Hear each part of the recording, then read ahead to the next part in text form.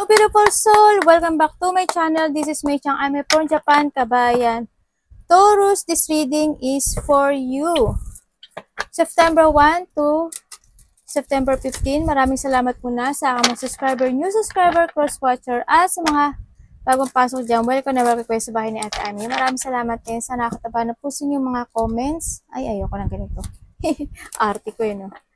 At sa mga nagpa-personal reading po, maraming salamat. Kung gusto na personal reading at energy nyo lang talaga, ang gusto nyo makuha natin, all the details po is sa baba po ng video na ito.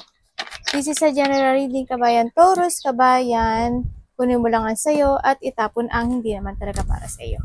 Maaring ito isa vice versa, maaring energy mo, energy ng person mo, o energy ng malapit sa puso mo. Maaring nangyayari, or mangyayari pala. Use your own intuition, lawakan natin ang ating isipan. Pag hindi ito nagpit sa'yo, huwag mong ipilit. May lungkot ka.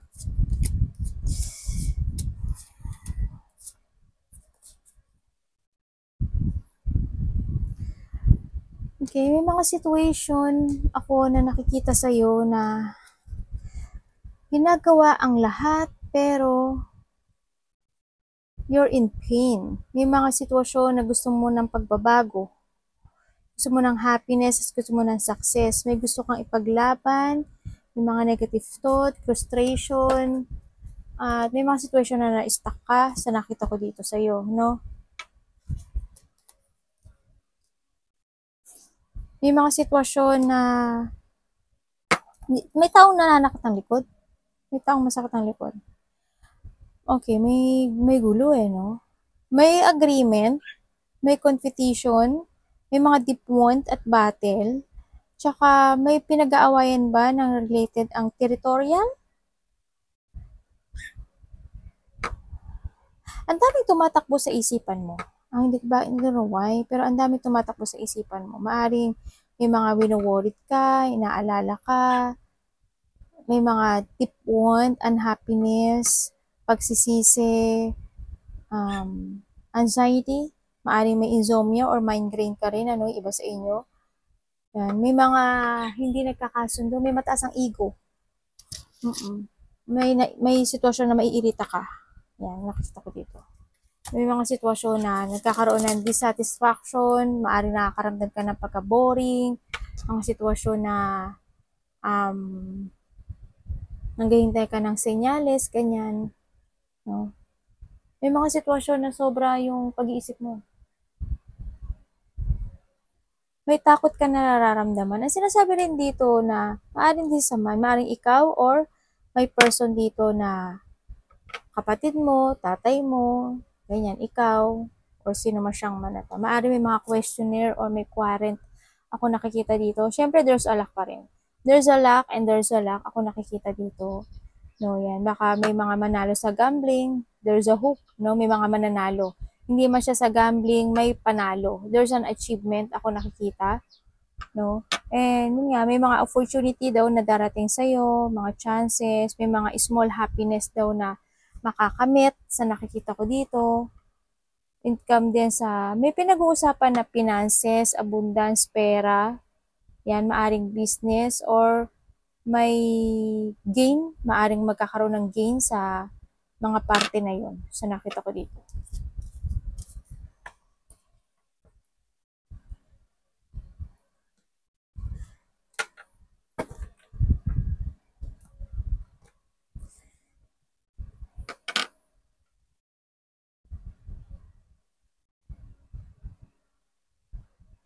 May tao na babalik at muling aalis. Tao or situation. Pero may taong babalik pero muling aalis. May tao dito na may travel ba kayo? May nakita kong travel Maybe a part of the family or malapit sa puso mo, baka may travel soon. Ako nakikita. May magkikita-kita na isang situation, isang family, malalapit sa puso. May yun eh. May mga wish come true din ako nakikita. When it comes sa part mo, gusto mo lang matapos yung mga difficult na sitwasyon na pinagdadaanan mo sa buhay mo, lalo na with sa your family, o kung ano man sitwasyon na meron ka ngayon. Pinag-iisipan mo yung sinisiyasat mo, you are recovering from a difficult situation. Kasi gusto mo na ng growth, gusto mo na mag-forward sa mga plano, may mga progress din ako na nakikita dito na situation, may mga sitwasyon din ako na iniintindi mo, no? May mga sitwasyon na parang ikaw na lang nag-give, ganyan, may mga sitwasyon na hindi nagiging balance actually. And then, yun nga, mahilig kang mag-isip or magmuni-muni. Yan, marami kang pinag-iisipan na may mga gusto kang ma-achieve or maka-accomplish dito. Pero, may tao kasi ako nakita na malungkot eh. May tao na natatakot. Maari meron na kayong nilak sa buhay nyo or may mga desisyon ako na nakikita sa iyo na hindi mo kayang o nahihirapan kang desisyonan. You need to face your fear, sinasabi dito. Huwag kang kasi may mga regret, pagsisisi, ako nakikita lungkot, ako nakikita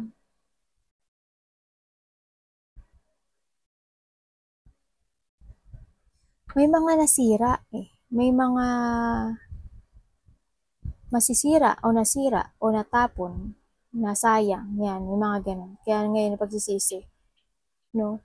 Nakita ko dito yung isolation, may paghihiwalay rin, may sadness, loneliness, at may disappointment din ako sa nakikita sa'yo. Dito. Tingnan nga natin. Devil, unang-una agad devil.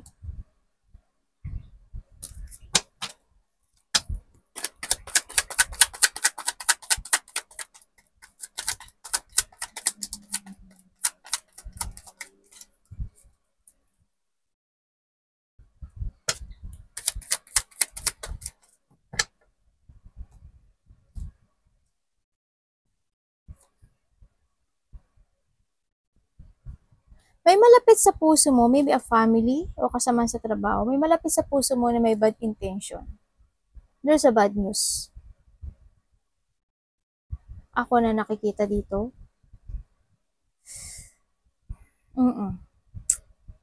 May bad news po. When it comes naman sa'yo, yun din, nagkakaroon ng may mga wini-wish ka sa buhay mo na hindi matutupad. May mga hinihiling ka na hindi mangyayari sa nakita ko dito.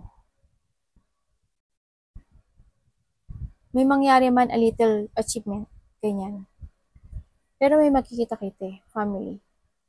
Pero may tao na apart to the family, maybe, na may bad intention dito sa inyo, sa'yo. Karelasyon, ganyan, sama sa trabaho. May tao dito na lack of confidence, very close-minded, ang nakikita ko sa kanya. May taong tatama rin. May taong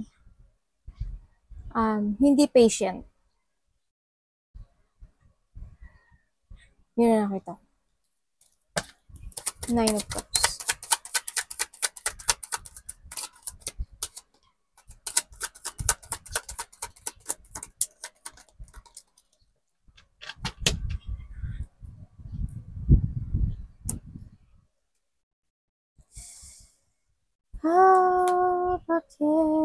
Bakit? Nakakaroon ng anxiety.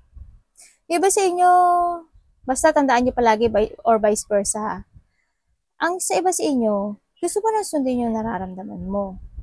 Pero andun yung pag-aalala, pagtatakot na siguro may gusto kang sabihin or maaring may malalaman kang katotohanan dito, no, sa nakita ko at mag-umpisa ka from the zero or from the basic sa nakikita ko dito.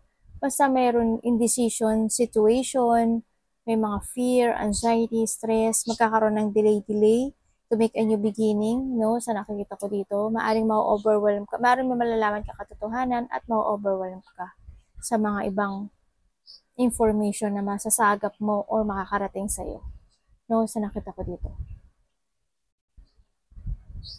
andito ka na rin sa sitwasyon mo na parang wala ka na rin pakialam kung parang releasing, hindi ka na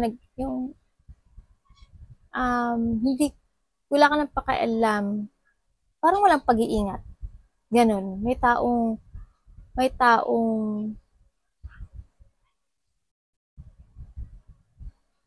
ay hindi na mag-iingat.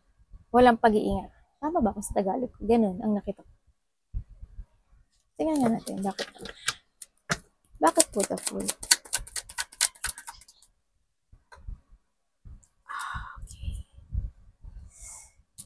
Para saan? Okay. May magkakaroon daw ng kakaroon daw kayo ng agreement. Away, malaking away, or may mga sitwasyon na hindi pagkakasunduan, may mga sitwasyon na may irita ka, may mga sitwasyon na battle, maybe sa iba, may mga sitwasyon na struggle, as in, maybe there's a competition, ako nakikita dito, no? May magtatas ng ego eh. Hindi ko alam kung may nag-aaway na kamag-anak, pamilya, magkakapatid, karelasyon, ang nakita ko ito kasamaan sa trabaho. O hindi nagkakaintindihan. Ingat ka, no? May sumasakit ang ulo, paa, tiyan, may nararamdamang sakit. Masama ba pakiramdam mo? O malapit sa puso mo?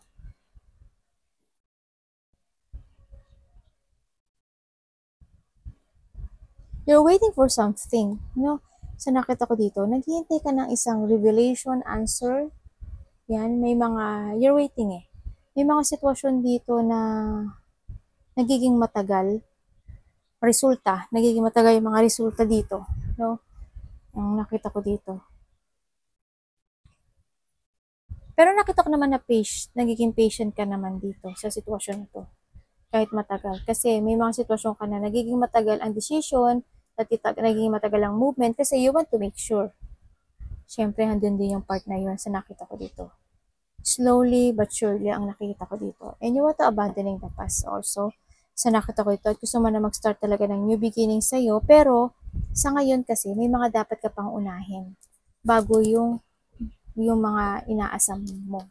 Siguro may mga nangyayari pang task or may mga dapat pang gawin. Tingnan natin.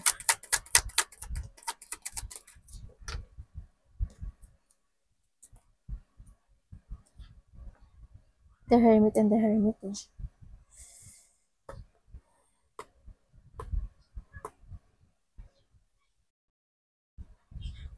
Sa ngayon talaga handun yung paghihintay eh. Handun yung paghihintay. No? Paghihintay, nagkakaroon dito ng nagiging weak. Maybe ikaw, ayaw wala kang sakit or there's a weak decision. O nakita, nagkakaroon ng lack of confidence, parang nagkakaroon ng doubt, nagkakaroon ng mga self-doubt sa iba sa inyo, low self-esteem, kawalan, may ito, insecurity, no? May taong insecure or nagkakaroon ng insecurity dito sa situation na to, sa nakita ko dito. Maaring may sitwasyon dito na maaring sinasabi niya na hindi sapat. May sitwasyon na sinasabing hindi sapat. Ganun. O pakiramdam mo or niya lang na hindi sapat. Kaya siya umalis, maari. Or kaya nagbago ng decision. Or maaring pinag-iisipan itong situation na to na umalis or mag-forward sa mga plano kasi hindi nag-fit or hindi na. Wala na. No, parang ganun. Kaya hindi yung situation na nagre-recover. Maaring i-withdraw o maaring i-withdraw ka, maaring maybe you are retire o may taong aalis nga, ganyan, nakita ko. Naghahanap ka kasi ng solution o maaring naghahanap o naghihintay ka ng solution dito sa nakita ko.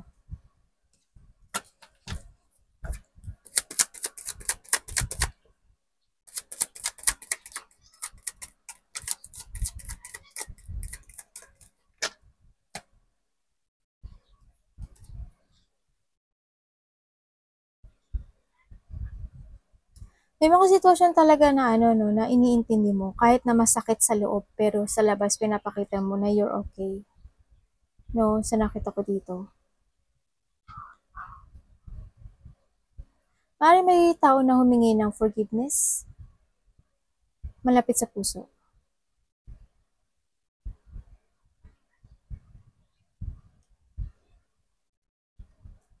Maaari din na may tao dito na hihingi ng tulong sa'yo or tutulungan mo. Sa nakita ko dito.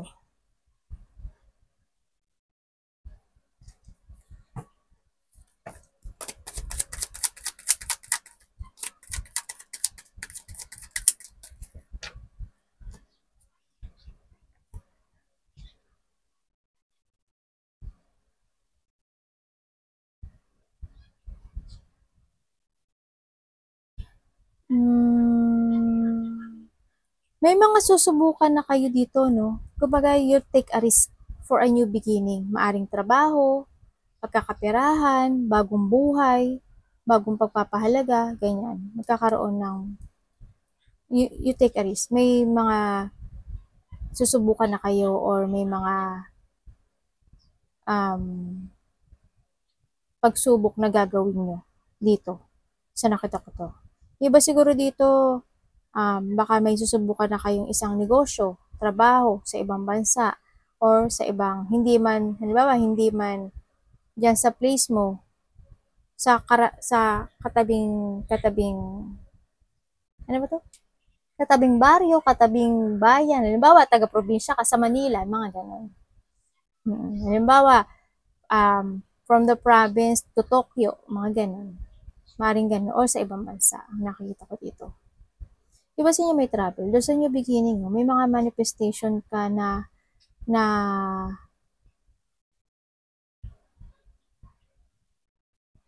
maaring matupad. New work, new job, may pagkakapiran. Mayroon dito taong babalik eh. Kailan ako ba ito nakikita? Hayop na to. May tao dito na babalik. Actually, wala kayong closure nitong tao na to, pero babalik siya. Yung hindi ko lang alam, bakit may pera? May pera involved eh. Yun ang nakita ko.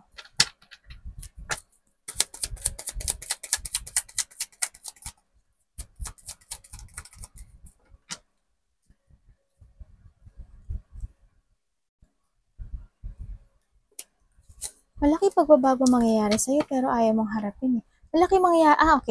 Malaki ang mangyayaring pagbabago sa'yo sa pag-uusap na magaganap sa destination na darating sa buhay mo. Pero makakaramdam ka ng takot dito. Sasabihin na naman ninyo, ate, tinakot mo naman kami. Ako din natakot eh. May ganun. Ay. Okay. May magtatapos. Kumbaga, there's a new horizon talaga. There's a new beginning, there's a new horizon. Maraming pagbabago, may pag-uusapan. Ako na makakaramdam ka ng kaba, pag-aalala, ng mga anxiety, depression. Yan. May tao dito kasi na nagbabackstab. May tao na maaring binabandonahan ka or inabandonahan mo. And maaring may nawala din buhay sa nakaraan. Namatay, kumaga. May mga sitwasyon na nakapokus ka sa nakaraan. May mga sitwasyon na unhappiness, pagsisisi, there's a rock bottom, there's a violence eh, no? Sa nakita ko dito, may violence. Maaaring isa ba dito nakaraan na to? May mga lungkot ka daw na mararamdaman.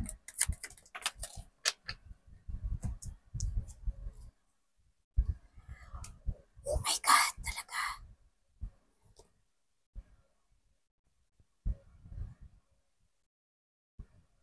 May tensyon na hindi pa nagtatapos. May tao dito na mang-aangkin ng hindi sa kanya. May taong makasarili. Magkakaroon ng hindi pagkakasundo or conflict, ako nakikita. May tao, may mangyayaring puot, galit, makasarili. Magiging imbalance yung situation. May mga hindi magkakasundo, kawalan ng pagkakaisa, at may tao na hindi compatible. Tsaka sinasabi rin dito na kailangan mo daw ng self-love. You need to love yourself. Pahalagan mo yung sarili mo. Puro lungkot to ah.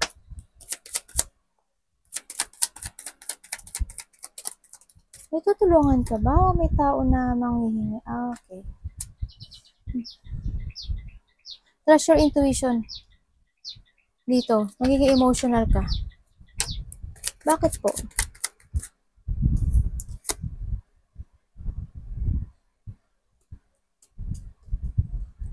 Hindi ko alam kung there's a bully, may sadness, may paghihiwalay, may mga battle eh. Ako nakikita dito eh.